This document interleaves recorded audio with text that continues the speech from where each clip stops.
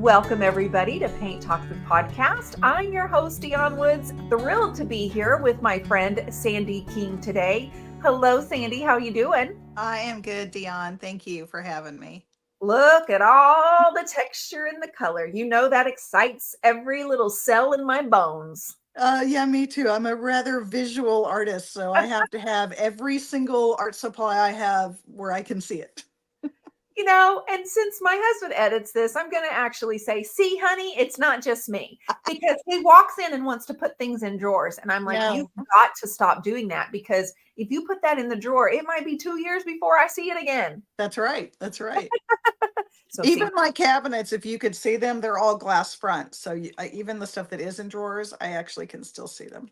well, I've actually been in that studio, you all. And the reason, one of the many reasons why Sandy is featured inside our summer volume of the Turquoise Iris Journal, by the way, immediately after this, you guys, you're going to want to go to the turquoiseirisjournal.com if you're not already subscribed, and you're going to want to get a digital or a paper copy, and we will literally mail it right to your mailbox. I promise. No matter where you live, we'll It's mail a it to you. beautiful issue. It really is. There's so many amazing creatives in there. It's really lovely. Thank you. Mhm. I met Sandy in person multiple times this past year, but I wanted to feature her in her studio and her creativity. And then I actually had the pleasure of coming to her home and seeing the studio in person. We had this epic bonfire, So and we'll talk about that more here in just a minute. But Sandy, tell everybody where you are and a little bit about what you do. And of course, where can they find you and see all of your goodies? okay. Well, I live in an 1840s log cabin home in the woods in Madison, Indiana, with my husband Jay, my love. And I am a inspirational jewelry designer. That's my actual, I guess I'm going to call it my mission field. My mission field is my jewelry. And then the rest of everything I do is all my addictions. I do mixed media art and I sell creative products and I repurpose antiques and I dumpster dive like Karen Berg and, all kinds of fun, creative things. I have a beautiful website, thehouseatwhiterock.com, which is named after my family home in Austin. And my grandparents built it in 1931. It's a cute little place. Anyway, so I also have booth space at Riverwest Antique Mall here in Madison. Great And shop, by the way. I can attest to that. Great shop. You're going to find goodies. yeah, it's a 10,000 square foot antique mall. And I have about 40 feet of space in there. It's really awesome. I love it so much. And I love the people there. So that's fun. And then I have lots of, I'm in jewelries and boutiques in 6 or 7 locations in 3 states. And I do shows. So fall shows start in a couple weeks and they will domino all the way through November. Just tick, tick, tick, tick, tick, tick, tick. So good. Inspirational, like they're little doses of treasures. So I have my own personal items from Sandy. I met Sandy a year and a half ago in Boerne, Texas, and she Yes. and Kara Fox showed up to one of the workshops I was doing with Debi Beard, and I had just lost my beloved Abby girl. You guys, I mean, within a week, she comes and she brings me one of those treasure necklaces, which is currently hanging. One of them's in my closet hanging on a hook, but the other one, because you gave me two, one of them's hanging on our rear view mirror in Yes. Roxy, which is our 1950 Chevy car that we try to take out every weekend. I love And that. so Abby's always with us, hanging from the rear view mirror, as she would Wagging her tail. wagging her tail or her big booty, because that's always what she did, was just always. So she's with us every time we take a drive in Roxy, which is our 1950 Chevy, thanks to you. And that kind of was my first experience with how thoughtful you are. You're incredibly touching and thoughtful with what you do. And Thank I you. know there's a lot of sentimental, like that's your studio and you have all these little treasures and you write about that in our article. So when did you start realizing, and when did you really understand that that was a huge part of who you are, someone that is sentimental and values the past, and wanted to kind of make not just items for people, but to Mm. also kind of create experiences for people? Um, I really struggled with my value and self-worth when I was growing up and young. and I went through some wonderful soul healing training for years. I went through and then served with my husband in a training. And through that time, the Lord just really gave me back my self-worth, my purpose, my value in Him. And so my mission from that was to encourage others to find basically well it's tapered down to encouraging souls to shine now. That's my tagline in my business, but it's helping people know their value and their self-worth. So the jewelry that I create is I do a lot of scriptures, a lot of feel good positive affirmations. I do friendship, which is pretty darn funny, and cowgirl humor. Having lived in Montana and being from Texas, you have to have a little cowgirl humor in your life. So I think that's important. But so I've been doing this for about 15 years on the jewelry, and also then doing the mixed media art. I think, adding, I've always kind of doodled over my paintings or over what I'm drawing. I always write scriptures around it or music lyrics or stuff. And usually it's so tiny, nobody even knows it's there, but it's just embedded in the piece, I love giving it a soul and a heart. So I just, I'm not sure if I answered your question or not, but I Yeah, just I love to love people, and I love for people to know that they are valued, that they I are valued. relate. I relate to that so much, Sandy, Yeah. because self-worth was, and people, in this podcast, I talk about that often. Hmm. There's self-confidence and then there's self-worth. Yeah. And you can't really grow your confidence until you are worthy and you That feel is and you so know true. you're worthy. And so the worth has to come first so Hmm. that you can build your self-confidence, because confidence usually comes in like a task or like learning a skill. But worth Yes. is us at the core. And being morbidly shy and just always hiding behind things was me.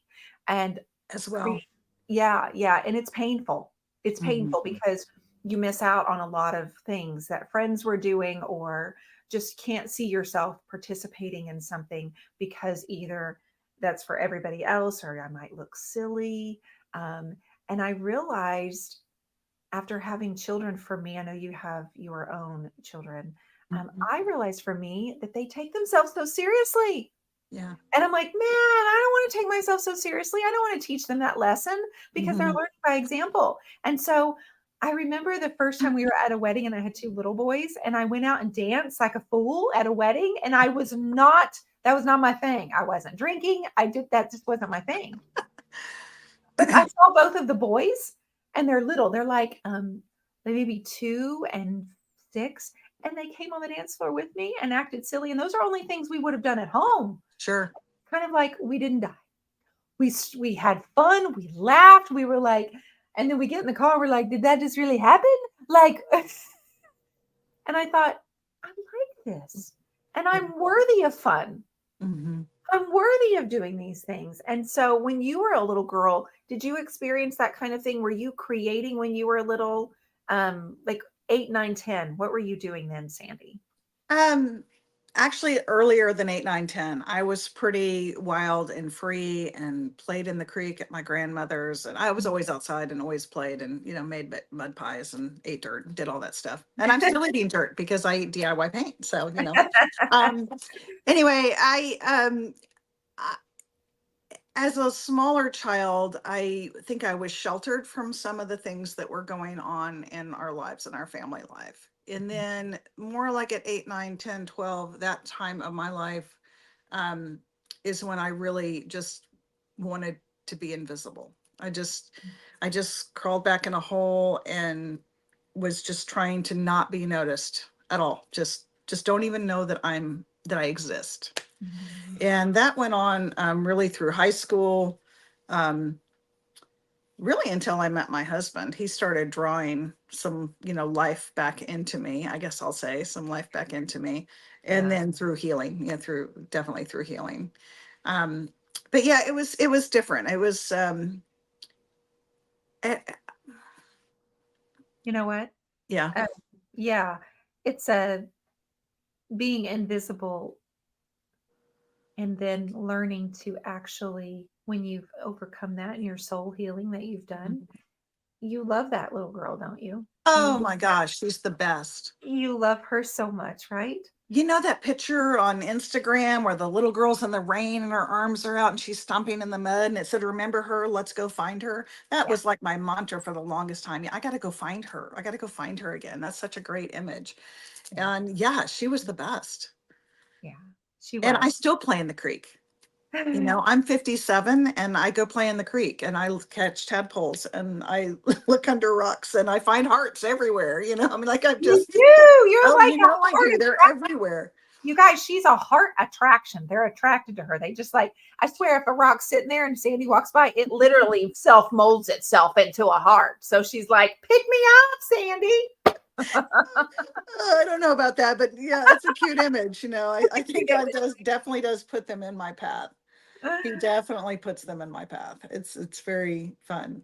Tell me about the first experience you had, maybe with a client or someone who paid you for your work. Can you think back to that when someone actually wanted to pay you for something you had made?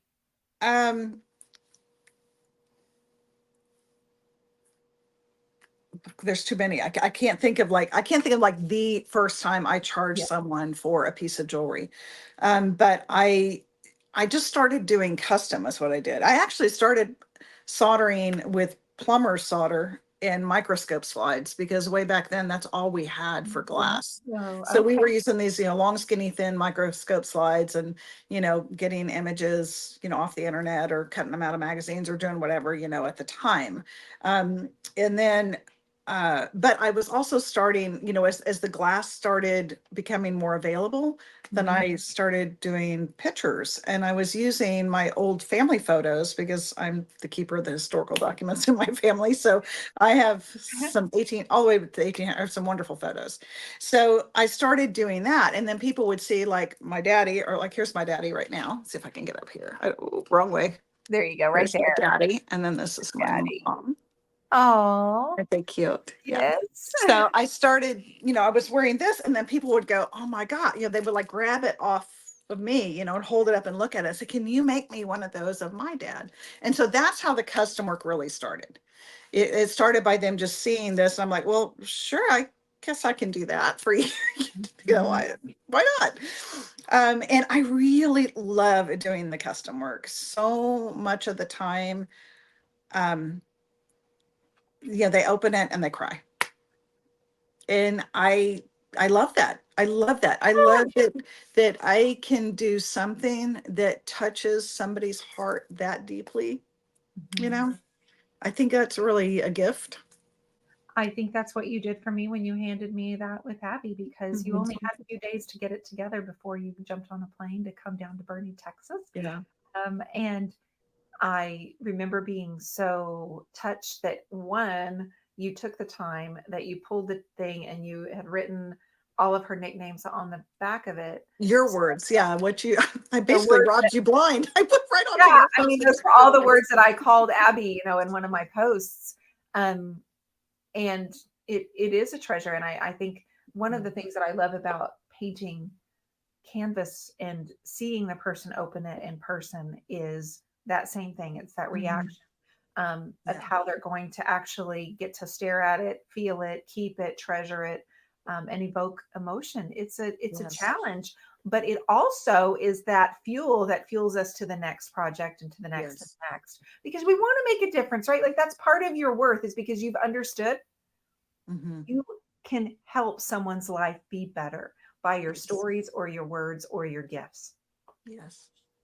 right? Yes. Absolutely. It's So tell me absolutely a true. little bit about how you've curated all these things behind you and how long has this taken?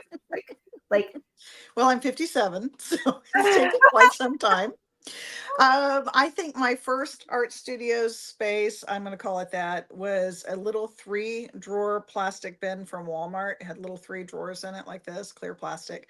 And I right. think I had like written paper with a Sharpie and scissors and, glue or something on the 3 drawers. I still have it sitting over on the shelf over here. Mhm. And that was just this tiny little space. And that's when I started stamping. I had a dear friend give me a thank you note for volunteering at Children's Church. And it was a hand stamped card, which I still have. And I was like, I'm hooked. I mean, I got this one card and I was hooked, you know?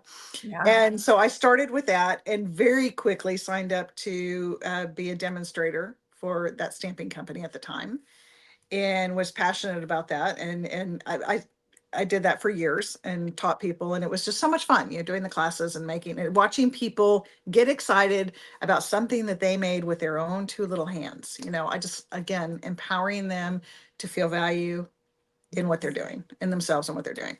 So that was really fun.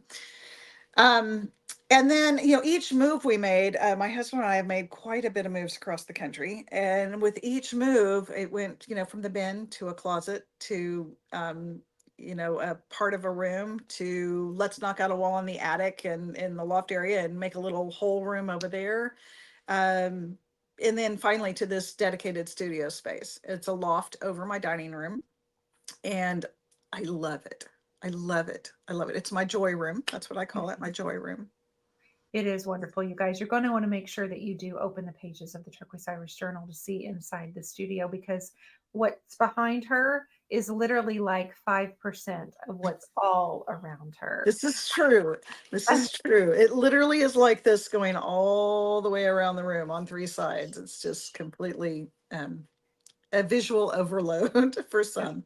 It's wonderful though. So when you go to these shows that you set up your Yes. items, you also find time to walk around and support the other creatives and artists around you at the show, right? Oh, I love to do that. I Mhm. love to do that. I try and do a live video, like right when the thing is starting at the beginning, if I can get away from my booth and like showcase people's stuff. And you kind of become a tribe with the people you're doing shows with. So you really support each other, help each other out, not just by buying their products, but loving on them too. So that's really fun. And like I said, show season's coming up. So I've got 5 shows in 6, 7 weeks or something like that in a row coming up, which will be fun and busy. Fun and busy.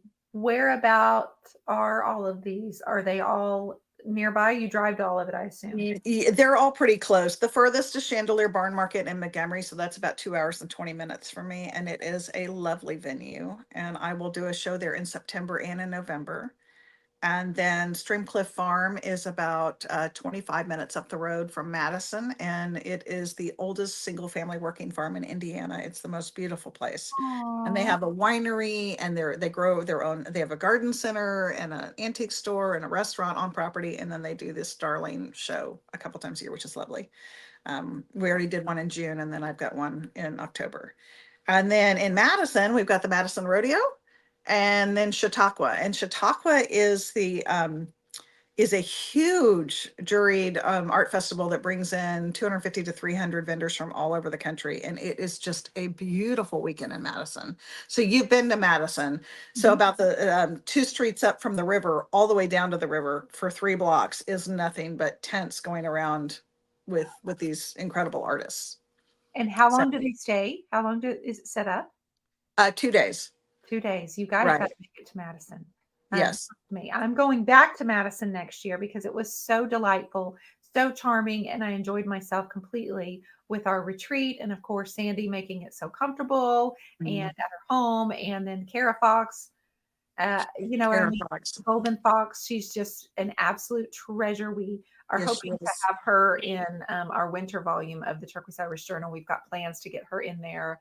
She's going through a remodel right now. So, um, Yeah, big fun things are coming. So Sandy, definitely want to check her out. do any of your children also follow in um, this journey that you are on? Do they participate in any of this? They are not makers in the way that I am and do shows or anything like that. They are all creative and they are all thrifters, thank the Lord. So they are all of their homes are pretty much, you know, going to antique stores or thrift stores and finding Wow. treasures to make it their own Yeah. and giving stuff new life, which I love. I'm really grateful that they do that. My daughter is very talented and very creative. We just do different things. So, Yeah, no. I just have the two boys and I drug them to so many thrift stores and vintage stores and antique malls. And so it was like they will tell stories and it makes me laugh so hard because they will go, do you remember when? And do you remember when? And I'm like, wah. You always got Chick-fil-A while we were out. Like it's fine. And, the reason we got a vacation that year was because your mother was scouring those vintage stores. And Yes. but Yes. now that they're big and they're like, because they have zero interest in it. I mean, they're creative, but they're more creative with like their stories. And I mean, they're just hysterical. Both of them are hysterical, but Yes. Yes. creative in that way. Yeah. But the beauty of having a daughter, I think that's a little bit of the difference, Sandy. Which when she was closer, we're 10 hours apart now, but she would do shows with me and it was honey. I Yeah. mean, just such a sweet, sweet time together. From when she was little, she did shows with me. And I desperately miss that because she and I are so very close. Now, my two boys are thrifters, but I'm not going to say that they enjoyed everything growing up when I was dragging them places because they were always having to haul the heavy furniture for me Exactly. back home. Oh, what do you need this piece of junk off the side of the road for? Complaining a little bit here and there. But they've supported me and it has rubbed off because they do thrift. So Yes, yeah. they definitely have supported me and they get it. But on the other hand, it just makes me laugh when they start talking about it, about some of their horrible stories in this really terrible part of town. And this, what were you thinking, Mom? I'm like, I was thinking about paying our bills, is what I was doing. Yeah, my boys have hauled more furniture for me for shows than I can count. Bless them for that. Oh, I have this one experience where I went to pick up the boys from school and forgot to stop at the house to unload what was in the bag. And there was no room for them. Oh, that's too funny, Dionne. I'm like, well, at least I wasn't late. But they're like, where are we supposed to sit? I'm like, well, scooch down. We live close. I don't know. But Sandy, when we put your article together inside the magazine, you put in these porcelain round things and it's like eye candy. It was like little porcelain eye candies. Tell me how your porcelain pieces and watching you laser cut and you cut the tie. Oh, the broken hallelujahs. Yes, broken Okay. hallelujahs. Tell me all about how that kind of came about. Okay, It's so if I can do the camera right, this is a broken hallelujah. Wrong way. There you right go. there, Broken right hallelujah right here. It's a piece of broken china. And sometimes I just break the plate and let it be in whatever shape it is. And sometimes I use, I have these circle drill bits. And so I can just drill right into the china. there. And I create those out of discarded pieces that are chipped or cracked or, thrown out or whatever. I don't ever break beautiful, you know, Elizabethan china, nothing like that. Um, and they represent to me how God makes beautiful things from the broken pieces of our stories. That's why I create them. I just love them. They're all different. They're all have all different patterns on them. I've got about 25 of them over to the side of me here on one of my showgirls. I'm ready to go for show season. I've got all these dress forms that I take with me to the shows and adorn with jewelry. And Yeah. but yeah, that's what they are. They're um I have people bring me dishes all the time. This plate broke in my booth. Can you use it? I'm like, yes, I'll salvage that one little You'll thing out of salvage there and that. do And so something. Yeah. taking it like the idea that you can take an 8-inch plate Yes. and turn it into multiple pieces is just another way to recycle. And like you said, the broken Yeah. pieces that are with on all of us. All of us. When I was pregnant with Elijah, so let's just say 23 years ago, the store I was working at, it was a jewelry store, and she started bringing in pieces of pottery, shards of dishes Right. that had been soldered around the edges, Oh, and neat. we were putting them on leather strings. And I have a big square. I meant to grab it today and I forgot. I have a big square and it's a piece that looks kind of Asian. Uh-huh. And I wore that thing for 3 years almost every day. That is so I totally relate to that, feel that, Yes. love it so much. And I've saved that. I don't have a lot of that jewelry. Of course, it's gone and trendy and whatever. But to Mhm. me, those things that you do are Mhm. timeless. Oh, thank you. It's not trendy. It's a timeless piece of creation. And you've taken something somebody else has made, turned it into something else that you've made. And like, who knows where it will evolve from there? Like, I feel like Yeah. you are part of the journey of where some of these handmade items are going. Right. Thank you. Thank you. And a lot of it's forgotten things, forgotten things. And that just goes right back into your value and self-worth, people who just feel unseen or forgotten. And I love that they're all different shapes too, because it's like we're all different shapes, mentally, physically, whatever. We're all different, but we're all uniquely beautiful. And I don't know, I just love that. I do too. I love that. And I'm going to actually, when we get off here, I'm going to send you a picture of that necklace because I I wanted want to you to see it. see it. Um, I would love to hear a little bit more about the Soul to Shine and the soul training that you did. I don't know how deeply personal that is. Yes, Um, I would love to share about it. okay, Um, yeah, please. tell me when to go. Yeah, I'm no, you go actually ahead. done. Go for it. So my husband and I went to a training called Discovery. And at the time it was in Dallas, Texas, and in Austin. And the Austin location is still open and flourishing in case anyone's interested. And it is a training that assists you. It's a 3-weekend training, 3 months in a row. So the first one is to assist you in discovering, well, finding that little girl, finding that little child again, Okay. basically. What were the things that hurt you in your past, Okay. right? And how do you recover from that? Discovery 2 is about, okay, now that I've figured that out and that's no longer hiding behind all these things, right? Now that I've figured that out, what are my adversarial behaviors? And what are, basically it's a tool belt. Like, how do I get out of falling into the same traps that I've always fallen into and the same patterns and the things like that? And then the third weekend is not about you anymore. It's about, okay, what can you give to others? What is your purpose? Why are you here? Mm. And that, of course, was my favorite training because it's about somebody else and about how I can help somebody. And I just really loved it. I loved that. And through that process, I found that little girl again. I learned to love her. Mm. Um, I allowed the those painful times to come to the surface and to process them and to work through them. Um, and then we created a life verse. For example, I am a loving, compassionate, and worthy woman, Okay. submitting to God's will daily. That is what that's my takeaway, from that training. Beautiful. And my mission was to encourage others find their self-worth, basically, in a nutshell. That's what it was.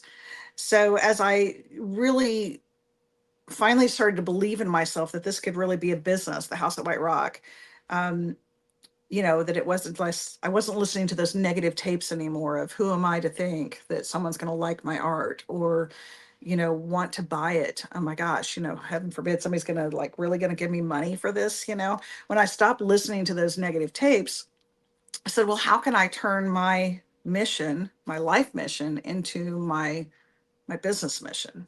How can I do it? Because for me, I don't have a business and myself. The business is part of myself, part of my soul. And so I just turned that into my tagline and encouraging souls to shine. So what that means is whether it's through the inspirational jewelry where they're getting a message that is really personal to them, like, fear not, or always believe in your little girl dreams, or be strong and courageous, or whatever the thing is, that whether it's that, or whether it's empowering them and helping them use creative products so that they're learning how to paint jewelry or use the German glass glitter on a creative product or use iron orchid designs or DIY paint or any of those things. All of those things, when people use them, it's like they're so excited, that they've done something. I made this, and I just love being part of that. That's important to me. Do you have a bestseller? On the jewelry, I Yeah. have I have a couple. Um, I wrote a quote. One of the very first necklaces I did says "Soul Sisters" on one side, and the other side says, "When we get to heaven, I hope my house is next to yours." And Oh, it's based on scripture. In my father's house are many mansions. And that one I sell quite a bit of. And then I have a necklace that says "I am blessed." And that one is one that people just really love that. The I am is on one side and the blessed on the other. And, you know, it's like I am, the great I am, and then blessed. So, anyway, I love there are several that Thank are you. really When you popular. were talking about that, I thought I have to know if there's a bestseller. So thank you for Mhm. sharing that. I think that I will make part of this title of this podcast, Soul Sisters. Um, so I want to rewind a minute because you and Jay did this together. Yes. So, if I may, Hmm. from a male perspective, did he get out of this what you did, or was it completely something different, or was he coming solely as a supporter of you? Oh, no, Jay went first. And he signed me up before he even got home from the program. And I thought, well, what the heck's wrong with me? You're the one that the counselor said should go do this training. Gotcha. That's exactly what happened. Okay. And I would say uh, equally, we got just so much out of it. However, um, after doing the 3 month training, we immediately went and did the relationship training together. And then we immediately started volunteering every single month and going back and giving our time to others to go through the training. And then we made a move to Chicago, which was too far. We were already driving 6 hours from Arkansas to get to this training every single month. Oh, And we moved to Chicago, yeah. and it was a little too far. And then at that point, they called and asked if he would actually facilitate one of the trainings. So he still flew back every month and volunteered as one of the teachers in the training and did that for years. Wow. So, yeah, I would say he got a ton out of it. Yeah. And what the training did for the two of us is it really, really improved our communication. Um, and Okay. That's huge. yeah, communication is huge. And I think Um, so many husband and wives struggle with mm, communication because traditionally men are not able to communicate as well. mhm, And, um, they feel like maybe that's their weakness, or they're supposed to always be strong right. and not really admit when they have fear or doubt or a lack of self worth. So Yes. I think that says so much about your Jay. Yes. He's phenomenal. He's the love of my life, and he is a beautiful man. He just really has a huge heart. But yeah, he he really gave a lot to this training in this time, and it's been so important to us. I lost my train of thought here. I was trying to say about the communication, but also we're able to really talk to each other without yelling at each other. Mhm, You know, mhm. we can actually sit down and have a conversation without either of us getting, the hair on the back of our neck standing up or getting defensive. Yes. And that's really, really huge. It And that helped was, us love each other completely. I love that you said that because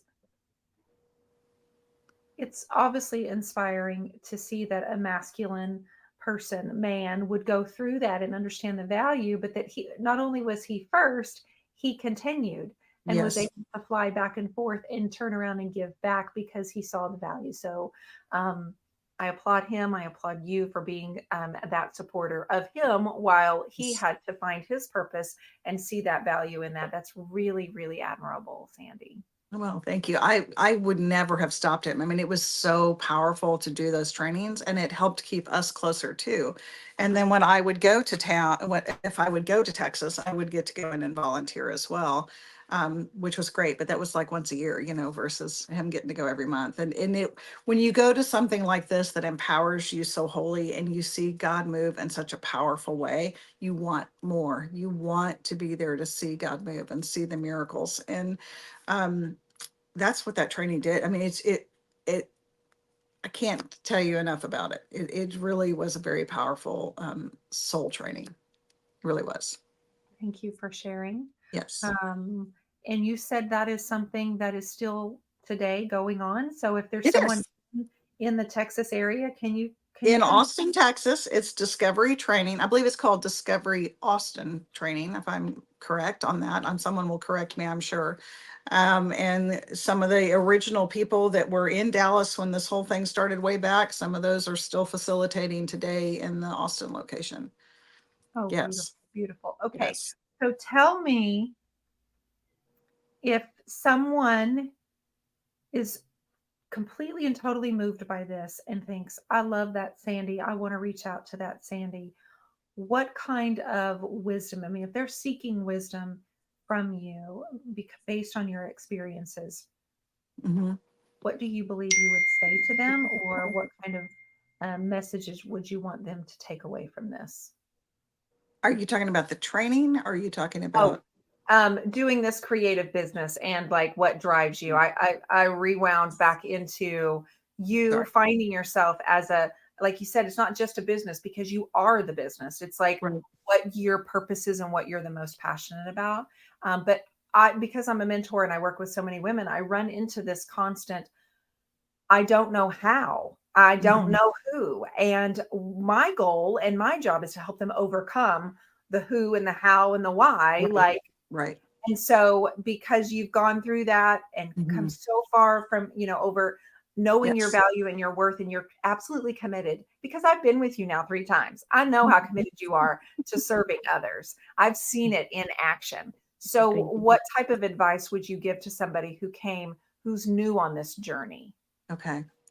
Well, my advice is to stick to who you truly are, because um, there are no mistakes, and you were created for the journey and the path that you are on. It's just for you. So don't try and be me or Dionne or somebody else. Follow your heart and what your heart is telling you to do, and just stay true to that. That is what, and go for it, Mm. because you are worthy, and there is an audience for you. There are people there that are your tribe, that are going to love your heart and your product and everything that you stand for. So that's my advice is, and I wish I'd learned it so much sooner. I wish I had I believed in that little girl so long ago. It took longer than it should have. Yep, but So those are the years and the time and the things that you went through that built you to become who you are. this And is the true. timing, and I've learned to stop questioning timing, boy. When I Yes. want something to happen faster and I think, I wish I had started this, or this earlier, I have to go, but then you wouldn't have experienced this or had this. And so the outcome would always have been different than what it is. So Yes. I've completely leaned into the trusting the timing of things, of my life, and of the Yes. circumstances and things, right? And you are so right, because of the struggles, whatever your struggles are, we all have them. Yeah. Whatever the struggles are in your past, they are going to empower you to help others that are on a similar journey. Whether you even actually verbalize it or not, those people are still going to be in your path. And I truly believe, because I was so lost for so long, that is why I am able to love on people today and help them feel seen, and heard.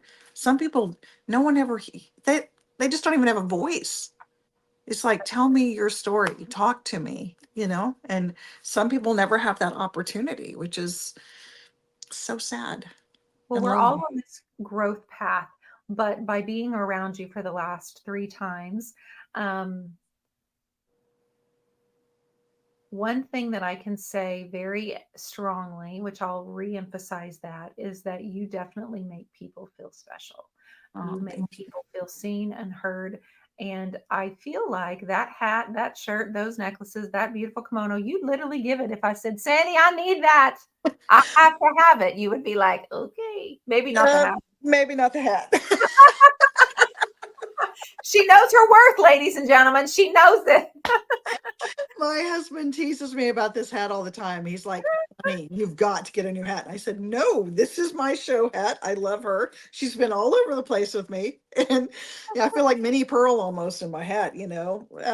But this is my hat. I have several others, but this is the I one. love it because it shows your confidence. Because in order to wear something that is uniquely you, you have to have the confidence to say, yeah, I'm still here with this hat. With this Nobody ratty else old has hat. it. Nobody else has it. And so they recognize you when they see you. Oh, I remember her. Like it's part of your brand, right? Yes. She came on here, you guys, before I pressed live record, and she says, should I wear my hat? I'm like, yes, wear your hat. I'm like, well, thank you. Thank you. I really want to wear my hat. Oh, yeah. I love this hat. It is so funny. And my husband just rolls his eyes. He's like, it's bent in every direction. It's not supposed to be. Like, it doesn't matter. Oh, well. Listen, Sandy, I want everybody that's listening now to make sure they scroll down to the description, because in that are clickable links where you can go and see Sandy's work more in person. Go to the turquoiseirisjournal.com, not the turquoiseiris.com, but the journal website is completely separate than my own. That's where we house our digital volumes, and you can actually purchase past copies. And our current volume is selling, the summer volume. Order one, we'll ship it straight to you. We've got the fall one coming out in October, the winter one coming out in January, and each one just gets better and better. Sandy, thank you for being an amazing contributor to our community and for taking the time to come on here and share your story with our listeners. Thank you, Dionne, for having me. It's truly been an honor. Thank you. Yes, girl. Was this your first podcast? It was my first podcast. It was my first live video, anything. And yeah, I was pretty terrified. For no reason, though. Look how easy this was. I know. Well, you make it easy. Once you start talking, it's pretty good. But well, I love collecting people and I love collecting stories. And so thank you for being one of those people that I can collect. Okay. Thank you, Dionne. Everybody, to see what's next. Absolutely. Me too. Thank you, everybody, for listening. We will see you back next time for another episode of Paint Talks podcast. See y'all.